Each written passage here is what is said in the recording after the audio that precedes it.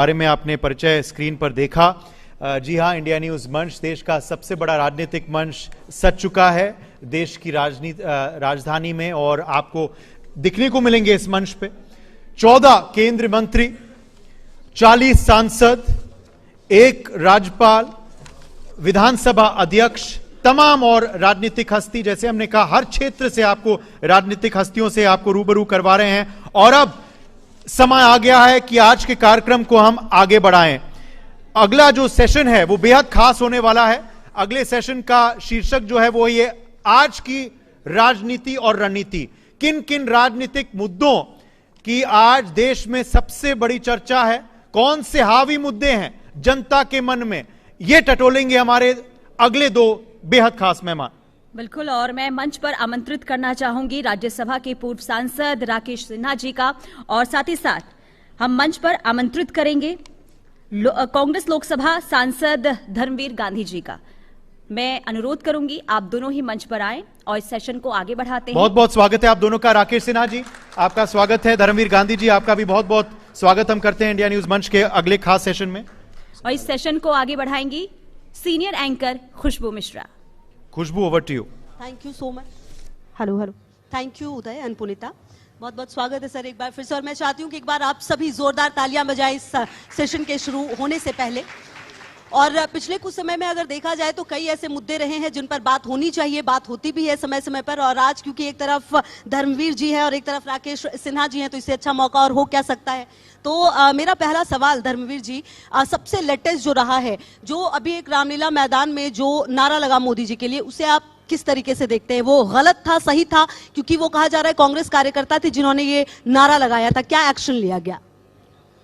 नहीं, वो कांग्रेस कर रहे हो, आम जनता भीड़ थी। भीड़ में अलग अलग तरह के लोग होते हैं, कुछ उत्तेजना में आकर नारे लगा जाते हैं, पर उस पे स्टेज से उस बात का कभी अनुमोदन नहीं हुआ, कभी उसको हल्लाशेरी नहीं दी गई और कभी उस बात पे मोहर नहीं लगाई गई। वो कांग्रेस का नारा नहीं है, कांग्रेस की लीडरशिप का नारा नहीं है, कांग्रेस के कार्यकर्ता का नारा नहीं है। वो बहुत से लोग जो उत्तेजित। गलत है सर, गलत है। नहीं, ऐसे नारे नहीं लगने चाहिए। बिल्कुल, राजनीति का स्तर इससे निश्चित तौर पर गिरता है। डेफिनेटली जी, ठीक है। अच्छा, कहीं ना कहीं राकेश सिन्हा सर, पिछले कुछ समय से जिस तरह से राजनीति में इस तरह के शब्दों का इस्तेमाल होता है, उसे आप किस तरह से देख रहे हैं? हालांकि धर्मवीर जी सीधा सीधा कह रहे हैं कि वो मंच पर थे नहीं, ये मंच पर से नहीं बोला गया है और ना किसी लीडरशिप ने बोला है। लेकिन इस बात को लेकर कई बार और अभी तक सवाल उठाए जा रहे हैं। संसद का सत्र नहीं चलने दिया जा रहा, इस बात को लेकर हंगामा रहा है। देखिए, धर्मवीर जी की बात से मैं सहमत नहीं हूं।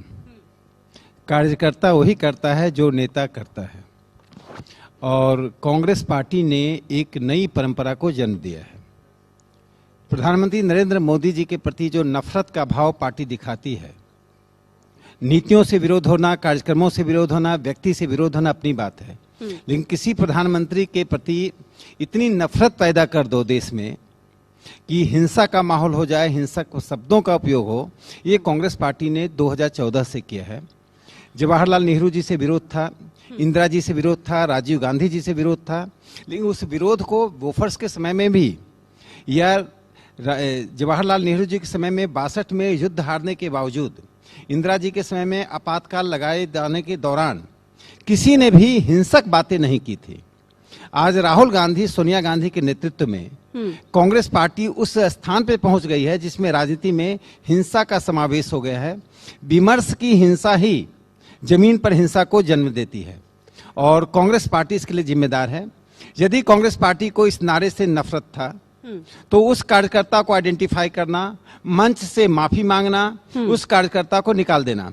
मैं एक महत्वपूर्ण बात बताता हूं, दर्शकों के लिए अच्छा होगा, कि पट्टाभी सीतारमैया कांग्रेस के अध्यक्ष थे।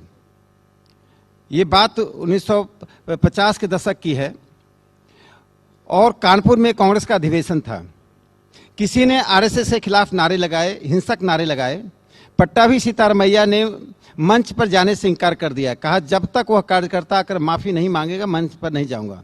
राजनीति में कैसे चीजों को दुरुस्त की जाती हैं।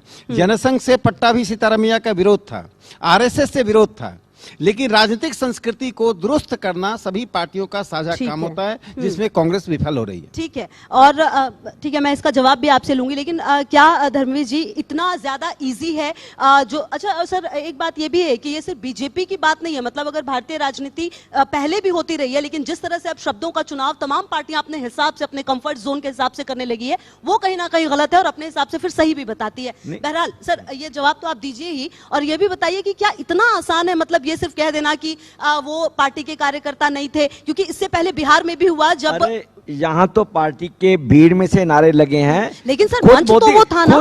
खुद प्रधानमंत्री मोदी कांग्रेस की विधवा कहना श्रीमती सोनिया गांधी जी को, और अलग अलग नामों से पुकारना। सर मैंने थोड़ी देर पहले यही कहा कि हर पार्टी अपने हिसाब से इस्तेमाल करती है, तो कहीं ना कहीं एक्शन जो भाषा की मर्यादा है और जो राजनीतिक व्यवहार है, जो विरोधी पक्ष को दुश्मन बना देना है, ये पहली बार 14 के बाद भाजपा ने ये संस्कृति शुरू की है राजनीति। ठीक है, तो ये सर आप मानते हैं कि हर पार्टी को ये थोड़ा सा ख्याल रखने की जरूरत है? बिल्कुल, भाषा की मर्यादा और संस्कृति जो है। चलिए सर, अब मैं दूसरे मुद्दे पे, उसका चयन करना बहुत जरूरी है। ठीक है, अब मैं दूसरे मुद्दे पे आती हूँ। सर संसद का मॉनसून सत्र, मुझे जहां तक मेरी जानकारी है, ऑपरेशन सिंदूर को अगर छोड़ दिया जाए, सिर्फ 2 दिन चर्चा हुई, उसके अलावा एक दिन सत्र आप लोगों ने चलने नहीं दिया। शीतकालीन सत्र चल रहा है, कंटिन्यूअसली हंगामा हो रहा है। जो हम टैक्स पेयर्स हैं, करोड़ों रुपए जो हैं लगते हैं संसद सत्र को चलने में, ऐसे कैसे काम चलेगा सर? संसद सत्र चल रहा है, जनता की बात ही नहीं हो रही वहां पर। देखो, असल में जो राजकर्ता पार्टी है, जो सरकार है, वो चर्चा चाहती नहीं, चाहे वो माननीय अडानी का मुद्दा हो, हाँ। चाहे वो SIR का मुद्दा हो, चाहे वो दूसरे, तो सर आप दूसरा रास्ता क्यों नहीं अपनाते? जो देश के सामने ज्वलंत मुद्दे हैं, हाँ। सरकार चर्चा नहीं चाहती। अच्छा। सरकार जो सदन चलाने का काम सरकार का होता है, हाँ। जो मंत्री रिजिजू साहब है, ठीक उनका है। काम है कि विरोधी पक्ष को विश्वास में लेना हाँ। और मुद्दे तय करके चर्चा शुरू करवाना। ठीक है, तो सर संसद का शीतकालीन सत्र भी क्या ऐसे ही चला जाएगा? यूं ही हंगामा बरपता रहेगा, जो सांसद है वो आएंगे, वेल पे चिल्लाएंगे, और फाइनली जो अध्यक्ष वो कहेंगे कि सत्र जो है फिलहाल अब अभी आगे बढ़ेगा, और यूं ही होता रहेगा क्या? ये देश का दुर्भाग्य है, जो संसद टैक्स के पैसे से चलती है और जिसमें वे सभी महत्वपूर्ण विधेयक आते हैं जी। जो सामान्य लोगों के जीवन को प्रभावित करते हैं, उस पर बहस नहीं करना और बहिष्कार करना। मैं एक उदाहरण देता हूं। कांग्रेस पार्टी कहती है चर्चा नहीं चाहते हैं। चुनाव में हार और जीत जनता फैसला करती है। 1977 में भी कांग्रेस बुरी तरह से हारी थी। 84 में विपक्ष हार गया था, वो एक सहानुभूति का मुद्दा चला इंदिरा गांधी जी की हत्या के बाद। 1991 में राजीव गांधी जी की हत्या के बाद कांग्रेस की भारी विजय हुई। तब तो विपक्ष ने नहीं कहा कि वोट चोरी हुई। बिहार में भारतीय जनता पार्टी जीत गई तो वोट चोरी हो गई। 10 घंटे के बहस के बाद विपक्ष एक प्रमाण नहीं बता पाई वोट चोरी का। तो देश को भ्रमित करना, देखिए देश को भ्रमित करना एक छोटी सी बात रह गई है। पूरी दुनिया में भारत के लोकतंत्र को बदनाम करने का जो काम राहुल गांधी जी ने किया है, वो 70 साल से किसी राजनीतिज्ञ ने नहीं किया है। ठीक है, देश विदेश के मंच पर जाकर ठीक है, यह कहना कि इस देश में वोट की चोरी होती है, इस देश का चुनाव आयोग गलत है, यह कह देना सामान्य बात नहीं है। जो देश यह दावा करता है कि लोकतंत्र की जननी है, जिस वैशाली लिच्छवी में लोकतंत्र का जन्म हुआ, दुनिया का सबसे पुराना लोकतंत्र है, उस लोकतंत्र में ऐसी बातें करना मुझे लगता है विपक्ष के लिए उसके दिवालियापन का सूचक है। ठीक है, आप इस बात से सर कितना सहमत रखते हैं कि राहुल गांधी को क्या देश में जो समय है कम मिल जाता है, या फिर लोग कम मिल जाते हैं उनको जिनके पास वो बातें रख नहीं पाते? और दूसरी बात, आप हमेशा से चुनाव हारने के बाद शायद आप लोगों ने एक वो बना लिया है कि कभी EVM, उसके बाद थोड़ा आगे बैलेट पेपर, फिर अब ये SIR, वोट चोरी, तमाम चीजें आप कहते हैं। लेकिन कहीं ना कहीं अगर आप संवैधानिक पदों का इतनी तकलीफ है आपको, सोनिया गांधी, राहुल गांधी, प्रियंका गांधी, ये सभी तो संवैधानिक पदों पर ही हैं, छोड़ दीजिए फिर। नहीं, क्यों? हम लोग संघर्ष कर रहे हैं। जो सरकार के जो जितने ये कार्य कर रहे हैं ना, वोट चोरी से होता है। मैं आपको बताता हूं, लोग बहुत अरसे से देख रहे हैं देश में कि चुनाव आते हैं, चुनाव के जो ओपिनियन पोल है वो कुछ कहते हैं, एग्जिट पोल कुछ कहते हैं, जब नतीजा आता है उसके बिल्कुल उलट आता है। ये एक नहीं दर्जनों बार हो चुका है। महाराष्ट्र क्या ये पहले नहीं होता था? महाराष्ट्र के इलेक्शन में 6 महीने पहले लोकसभा इलेक्शन में जो महाविकास आघाड़ी है वो बहुत बड़ी बढ़त के साथ आगे आता है। 6 महीने बाद 80 लाख वोट बढ़ जाते हैं। 80 लाख जो 5 साल में नहीं बढ़ते, वो 6 महीने में इलेक्शन में बताना चाहिए कि वो 6 महीने में 80 लाख वोट कहां से आए और कैसे ठीक है। भाजपा और उसके सहयोगी दल जीत पाए। ठीक है, तो मेरा ये कहना है सर, मेरा ये कहना है, और आप यही हरियाणा इलेक्शन में एक विदेशी औरत 60 जगह में वोट डालती है, हमने प्रूफ दिया है। ठीक है। राहुल गांधी ने 3 मेजर प्रेस कॉन्फ्रेंस की है, ठीक है। सबूत दिए हैं और इलेक्शन। चलिए, आप ये सारी बातें, उसका कोई जवाब अभी तक नहीं। ठीक है, आप ये सारी बातें कहते हैं, आप न्यायालय क्यों नहीं जाते? और दूसरी बात ये कि अगर ये सारी बातें इतनी सच है तो जनता कन्विंस कैसे नहीं हो पा रही है? नहीं, वो जरूरी नहीं है कि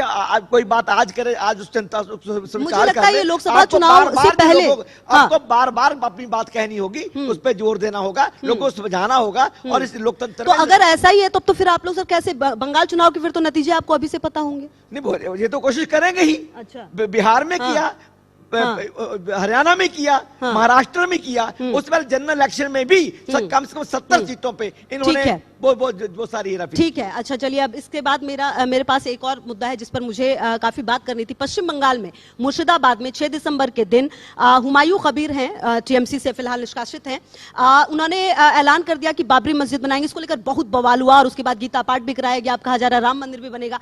क्या धर्म को लाना सियासत में बिल्कुल मैंडेटरी है आज के टाइम में? बना दिया गया है भाजपा द्वारा। अच्छा। इससे पहले कभी धर्म राजनीति केंद्र में नहीं रहा है, लोकतंत्र था, भाजपा ने बना दिया। धर्मनिरपेक्षता थी, भाजपा ने लाके बाबरी मस्जिद को उसको ढाके और उसको वहां पे राम मंदिर के निर्माण का मुद्दा उठा के सारे देश में जो एक धार्मिक जो स्वभाव था उसको खत्म किया, जो धार्मिक ध्रुवीकरण किया, उसके कारण देश की माहौल खराब हुआ। और आज हालत है जो मुर्शिदाबाद में हुआ, मैं उसका हम बिल्कुल हम ही नहीं हूं, उसका विरोध करता हूं। ऐसी बातें नहीं होनी चाहिए, पर उसकी बुनियाद भाजपा ने। ठीक है, राकेश सिन्हा जी कितना सहमत है इससे कि 2014 से पहले ये नहीं होता था और अब बिना धर्म को लाए राजनीति होती नहीं? जिस राज्य में चुनाव होने हो उससे पहले वहां पर बात विकास की बाद में होती है कि भाई ये काम होना चाहिए, इस सरकार ने ये काम किया। उससे पहले धर्म इतना ज्यादा उस जगह को घेर लेती है कि उसके आगे शायद कुछ सोचना समझना ही नहीं रह जाता। कितना इत्तेफाक रखते हैं इन बातों से? देखिए, धर्म का राजनीति में तो उपयोग होना नहीं चाहिए, क्योंकि धर्म और आस्था, धर्म और आस्था अपनी चीज है और राजनीति अलग चीज है। लेकिन भारत में संस्कृति और आध्यात्म हमारा दर्शन है। यदि हम वेद, उपनिषद, रामायण, स्मृति को छोड़ दें, राम कृष्ण शिव को छोड़ दें, तो इस देश में की संस्कृति में बचेगा क्या? जो लोग भगवान राम के मंदिर के निर्माण का आज भी विरोध कर रहे हैं और कह रहे हैं राम मंदिर का निर्माण ने धर्म को राजनीति मिलाया, राम मंदिर के निर्माण ने आदर्श राजनीति की नींव रखी है। प्रधानमंत्री नरेंद्र मोदी जी ने जो काशी विश्वनाथ के मंदिर का जीर्णोद्धार किया, करोड़ों हिंदू काशी विश्वनाथ मंदिर में पहुंच नहीं पाते थे। जिस देश में आस्था केंद्र हो, जिस देश में भगवान राम जीते मरते सुबह शाम जुआन पे हों, उस भगवान राम के मंदिर के निर्माण पे कांग्रेस को आज भी तकलीफ है। ये दिखा रही है कि कांग्रेस आज भी रोम राज्य में विश्वास करती है, राम राज्य में विश्वास नहीं करती है। महात्मा गांधी के मुंह में राम था, सोनिया जी के मुंह में रोम है। रोम राज्य बनाम राम राज्य की लड़ाई है। कांग्रेस पार्टी इसी कारण से पतन की ओर जा रही है। ठीक है, मानते इस बात एक अंतिम बात, बड़ी सस्ती बात कर रहे हैं, आप भारी कर दीजिए। एक अंतिम बात मैं कह दूं, रोम का जो कॉम्बिनेशन बना रहे हैं, बड़ी सस्ती राजनीति है। मुझे इनसे ये आशा नहीं थी कि इस स्तर पे जो उतरेंगे, परंतु ये बात सत्य है कि जब से भाजपा केंद्र में आई है, ये मुद्दा गरमाया है, धार्मिक ध्रुवीकरण हुआ है, मॉब लिंचिंग हुई है, जो अल्पसंख्यक है उनके साथ दुर्व्यवहार हुआ है, मस्जिदें ढाई गई हैं, गिरजाघर ढाए गए हैं और हमारे देश का जो धर्मनिरपेक्ष चरित्र है उसका हनन हुआ है। उस पर अब ये देश धर्मनिरपेक्ष नहीं लगता आपको? एक मैं बात कर दूं, एक बात मैं नहीं, बिल्कुल नहीं, बिल्कुल नहीं। अब इन्होंने पूरा ध्रुवीकरण कर दिया है। ये अब क्या लगता है आपको? हमें मुसलमान का, इनके नेता बोलते हैं हमें मुसलमान का वोट ही नहीं चाहिए। अच्छा, उनके हमें वोट की जरूरत ही नहीं है। और जिनका मकसद ये है कि हिंदू धर्म के नाम पर ये ध्रुवीकरण करके सत्ता बने रहना के नाम पर ध्रुवीकरण। और कहीं ना कहीं सीधे सीधे जब कुछ बड़े जनप्रतिनिधि ये कहते हैं कि हमें मुस्लिम्स का वोट नहीं चाहिए, तो मैसेज क्या जाता है? देखिए, नरेंद्र मोदी जी तो सबका साथ सबका विश्वास की बात करते हैं, लेकिन पिछले 1000 साल से मुस्लिम समाज यदि वहीं खड़ा है जहां से आया था, तो फिर देश में एकता नहीं हो सकती है। मैं धर्मवीर जी से पूछना चाहता हूं कि आप मालदा मुर्शिदाबाद के उस बस्ती में, अररिया पूर्णिया कटिहार के उस बस्ती में मैं आपको रख आता हूं, 1 महीने तक रहकर दिखा दीजिए।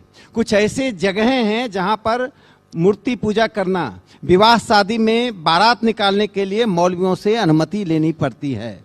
जिस देश में धर्मनिरपेक्षता की नींव वैसी हो कि जब सांजन पोर्ट पर पारसी आए तो राजा ने कहा कि हम यहाँ रहना चाहते हैं, तो राजा ने एक गिलास दूध भेज दिया कि हमारे यहाँ जगह नहीं है, तो पारसियों ने उसमें दूध में चीनी डालकर भेज दिया कि हम दूध में चीनी की तरह मिल गए। तो पारसी मॉडल इस देश के मुट्ठी भर पारसियों ने, मैं एक उदाहरण देना चाहता हूं, 1885 में कांग्रेस बनी, सुन लीजिए, बहुत महत्वपूर्ण है। उसमें 72 डेलीगेट्स आए, कांग्रेस के डेलीगेशन में 72 डेलीगेट्स आए, उसमें 59 हिंदू थे, 2 मुसलमान थे, 2 क्रिश्चियन थे, 9 पारसी थे। तो मैं ये चाहता हूं कि मुस्लिम समाज में पारसी मॉडल लागू हो। सवाल हिंदू मुस्लिम का नहीं है, ठीक है। सवाल है कि अब सहभागिता, सहवास और सहयोग की भावना है या नहीं है। तो सर, मैं आपसे ये जानना चाह रही हूँ कि 11 साल कम पड़ गए हैं सत्ता में, और सरकार को इस चीज को डेवलप करने में कितना टाइम और लगेगा? एक बात तो निश्चित है, हाँ। कि 11 साल में उन तमाम लोगों को इस समझ में आ गई है कि यदि इस देश में रहना है, हाँ। तो वंदे मातरम कहना होगा। अच्छा। इस देश में रहना है तो भारत माता की जय कहना होगा। ये इस देश में रहना है तो भारत के सरहद की सरहद, ये बहुसंख्यकवाद है, ये धर्मनिरपेक्ष और हमारी जमहूरियत के खिलाफ है। मेरी बात सुनिए, हाँ। 1 मिनट बात करता हूँ। मैं इनसे पूछना चाहता हूँ कि गुजरात में इतना समय से राज कर रहे हैं, हाँ। दिल्ली में 11 साल से राज कर रहे हैं, किसी भी जमात की जो उसकी राजनीतिक नुमाइंदगी है वो तय करती है कि उसका समाज में क्या स्थान है, उसके क्या अधिकार है। एक भी बिहार गुजरात में एक भी विधानसभा सदस्य मुस्लिम क्यों नहीं बन पाया, और दिल्ली में हाँ। एक भी लोकसभा में मुस्लिम इनका प्रतिनिधि क्यों नहीं आ पाया? ठीक है। क्योंकि ये इनकी राजनीति यही ये है। तो मैं जवाब ले लूंगी, लेकिन आप मतलब कि ये कहना चाहते हैं कि कांग्रेस बिल्कुल इक्वली लेके चलती है सब कुछ, आप अपने कंफर्ट के हिसाब से जातीय समीकरण नहीं करते, आप अपने हिसाब से नहीं देखते कि कहां पर किसको उतारना है? वो होता है, हाँ। पर जिस मतलब ये ज्यादा करते हैं, आप कम करते हैं। जिस नगण्यता से, हाँ। और जिस प्लान से, मैं वही कह रही हूँ, बीजेपी ज्यादा करती है और कांग्रेस कम करती है। जिस दूषित मन से जी। ये करते हैं, हाँ। वो हमारे लिए बहुत घातक है। अच्छा, ठीक है, आप मतलब सही मन से करते हैं, ये दूषित मन से करते हैं। जी देखिए, मैं इतना ही कहूंगा हाँ। कि हम सबको लंबे समय तक लंबी दूरी तय करनी है इस देश में। दूरी इतनी नहीं बढ़नी चाहिए कि हम बहुत दूर तक साथ नहीं चल सके।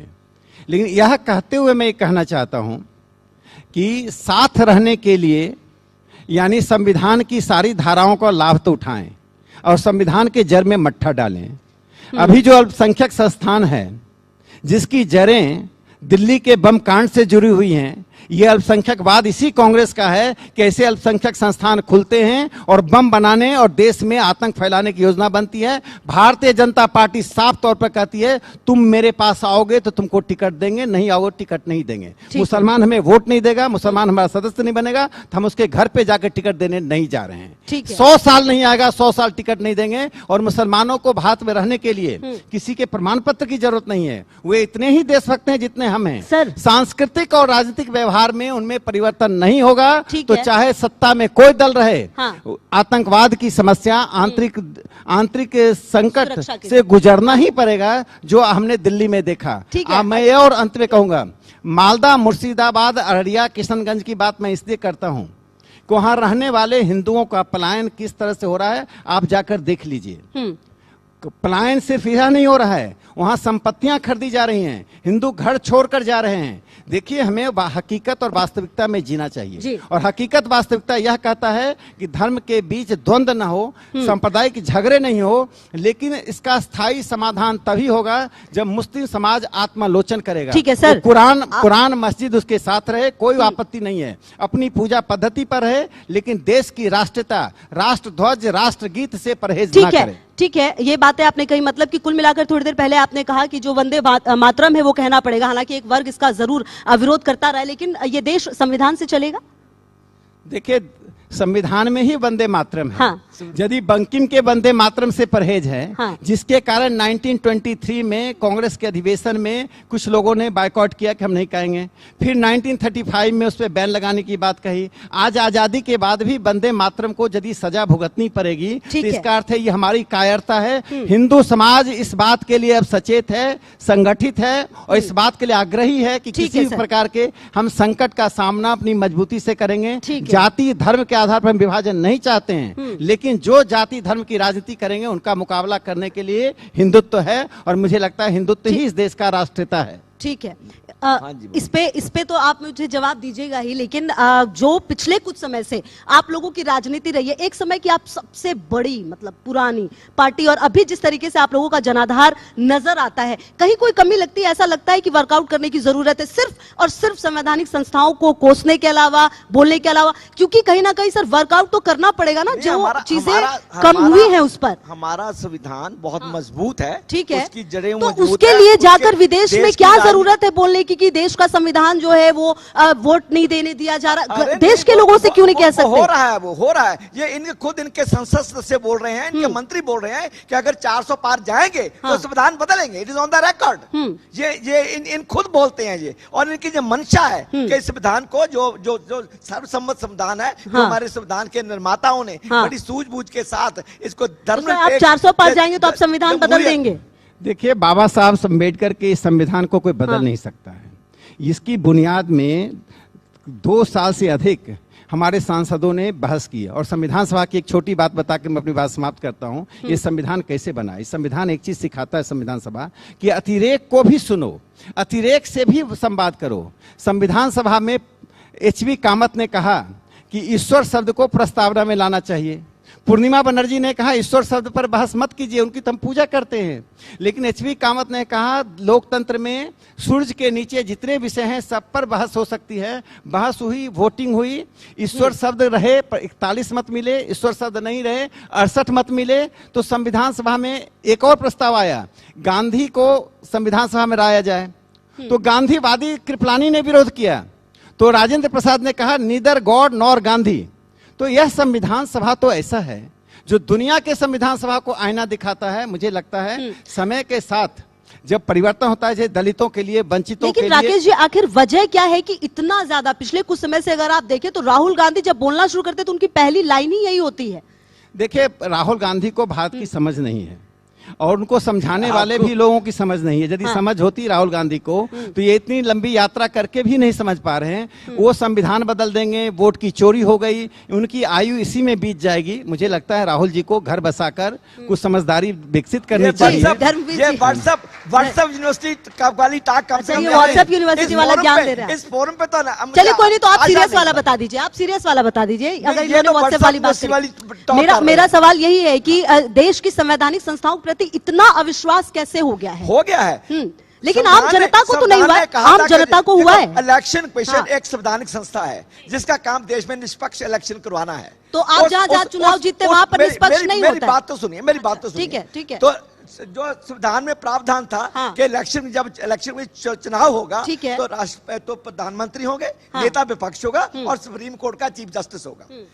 इस सरकार ने जानबूझकर अपने पक्ष का चीफ इलेक्शन लाने के लिए जो वो चीफ जस्टिस ऑफ इंडिया का उसको बाहर निकाल दिया। अच्छा। और जब दोबारा उन्होंने इसको पास किया, दोबारा फिर कानून बना के उसको बाहर नेता प्रतिपक्ष रखा था उस दौरान। नेता फिर वो तो 2 वोट, एक अमित शाह हो गए, अच्छा। एक मोदी साहब हो गए, और तीसरा नेता विपक्ष हो गया। तो वो निष्पक्षता कहाँ गई? वो खत्म कर दी इन्होंने। अच्छा। अपनी मर्जी का चुनाव नियुक्त करके, अपनी मर्जी का चुनाव नतीजे पाकर सत्ता में बने हुए हैं। और जिस दिन ज्यादा बार चलने वाले नहीं है, लोग उठेंगे और इनको रास्ता दिखाएंगे। लगेगा लोगों को उठने में, मतलब आप लोगों को उठाने में? ये हिस्ट्री है, हिस्ट्री में 10 भी लगते थे, 50 भी लगेंगे, 5 भी लगेंगे, 100 भी लगेगा। ठीक है। I can't say. पश्चिम बंगाल में चुनाव अकेले लड़ रहे हैं, सबके साथ लड़ेंगे। देखते हैं जो माहौल बनेगा हम लोग बात करेंगे। मतलब डिपेंड करता है कितना कंफर्ट हो पाएंगे, क्या मुद्दे मिल पाएंगे, नहीं मिल पाएंगे। वो देखेंगे ना कि हमारे पार्टनर है, वो लोकसभा में हमारा साथ भी देते हैं, नहीं भी देते हैं। तो अब देखें इलेक्शन में क्या स्ट्रेटजी बनती है। लगता है आपको कि ये गठबंधन, जो इंडी गठबंधन था, वो बहुत ही कंफर्ट के हिसाब से चलता है? मतलब दिल्ली में देख लो कि जो ज्यादा मुहब्बत में उसको सपोर्ट कर दो, पश्चिम बंगाल में अब तो टीएमसी, उन्होंने तो सीधा सीधा नेतृत्व हमें दे दो इंडी गठबंधन का। ये ऐसी बात नहीं है। इंडिया गठबंधन ने अपनी ताकत दिखाई है, जो 300 से 240 पे लगा दिया, टिकाने लगा दिया, को सर और बढ़ाते ना, टिकाने लगा दिया 240 पे। तो आप और उस ताकत का और इस्तेमाल आज 2 बैसाखियों के सहारे चल रहे हैं। सर, अगर आप उस ताकत का और इस्तेमाल करते तो आपको नहीं लगता राज्यों में भी सरकार हिला सकते थे आप? तो राज्यों में हम लोग तेलंगाना में हैं, हम लोग कर्नाटका में हैं, हम लोग हिमाचल में हैं। पहले कह रही थी आप वोट चोरी फिर यहाँ पर नहीं हुई थी। अब केरला यहाँ पर वोट चोरी नहीं हुई थी। केरला में आने वाले हैं। हाँ, अच्छा, तो वहां वोट चोरी नहीं होगी? नहीं, वो देखेंगे अब ये क्या क्या गुल खिलाते चलिए, हैं ठीक है। बंगाल में, क्या गुल खिलाते हैं। चलिए। तैयारी कर रहे हैं, हम भी अपनी तैयारी कर मैं रहे एक ही हैं। बात कहूंगा। चलिए, फाइनल मैं एक ही बात कहूंगा जी। कि कर्नाटक में, झारखंड में, हिमाचल में जब कांग्रेस जीती तो ईवीएम भी ठीक था, वोट भी चोरी नहीं हुई। तो जनता देख रही है, समझ रही है। और गालिब, मुझे तो शेरो शायरी आती नहीं है, लेकिन जो गालिब ने कहा था शब्द कुछ और होंगे कि चेहरे पे धूल थी और आईना साफ कर रहे थे। राहुल गांधी का समय उसी में बीत रहा है। ठीक है सर, बहुत बहुत शुक्रिया आप दोनों का मेरे साथ जुड़ने के लिए और बातचीत करने के लिए और इस पूरे बहुत सेशन शुक्रिया। में शानदार तरीके से तमाम सवालों का जवाब देने। बेहद दिलचस्प पैनल और